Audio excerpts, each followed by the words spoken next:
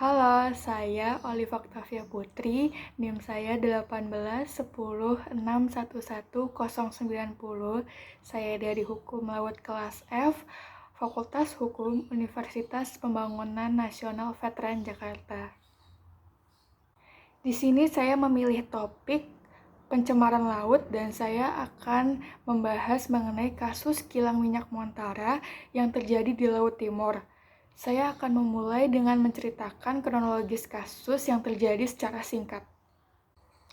Jadi pada tanggal 21 Agustus tahun 2009 telah terjadi kebocoran minyak atau light crude oil dan gas hidrokarbon akibat ledakan di The Montara Wellhead Platform di Blok Atlas Laut Timur perairan Australia. Lalu pada tanggal 30 Agustus tahun 2009, jejak tumpahan minyak mentah telah memasuki sebagian kecil zona ekonomi eksklusif Indonesia yang berbatasan dengan zona ekonomi eksklusif Australia. Lalu pada tanggal 3 November tahun 2009, kebocoran minyak tersebut berhasil ditutup. Lalu yang menjadi pertanyaan, apa sih dampak yang timbul dari kejadian ini khususnya untuk perairan laut Indonesia? Dampak pertama, tumpahan minyak memasuki wilayah perairan Indonesia dari 30 Agustus hingga 3 Oktober tahun 2009 seluas 16.420 km persegi. Dampak kedua, adanya penurunan pendapatan nelayan dan petani rumput laut di sekitar Pulau Timor dan Rote yang mengakibatkan menurunnya jumlah tangkapan ikan dan kegagalan panen rumput laut. Lalu dengan begitu, apakah kasus meledaknya kilang minyak Montara milik PT Exploration and Production Australasia ini yang terjadi di Laut Timur melanggar pengaturan hukum internasional atau tidak?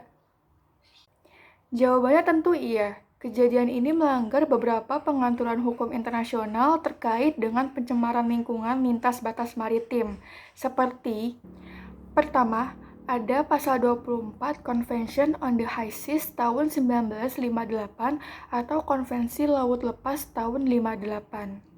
Yang kedua, ada prinsip 7, prinsip 13, dan prinsip 22 Declaration on the United Nations Conference on the Human Environment atau Stockholm Declaration tahun 1972 atau yang kita dengar dengan Konferensi Stockholm tahun 72.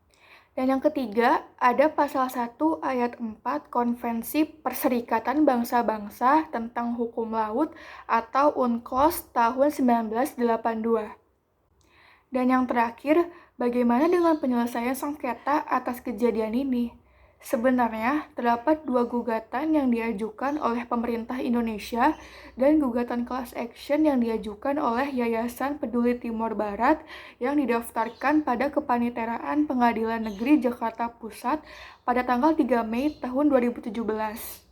Dalam permohonannya, pemerintah Indonesia mengajukan permohonan ganti rugi material secara tunai senilai 23,1 triliun dan 4,4 triliun untuk pemulihan lingkungan hidup atas pencemaran yang disebabkan karena meledaknya kilang minyak Montara. Namun faktanya, sudah lebih dari 10 tahun sejak peristiwa ini terjadi, nyaris tidak ada upaya untuk menyelesaikan permasalahan ini, baik itu dari pemerintahan Indonesia maupun dari pemerintahan Australia, untuk memulihkan kembali derita yang dialami oleh masyarakat warga Nusa Tenggara Timur. Sekian pemaparan saya tentang pencemaran laut atas meledaknya kilang minyak Montara yang terjadi di Laut Timur. Kurang lebihnya mohon maaf. Terima kasih.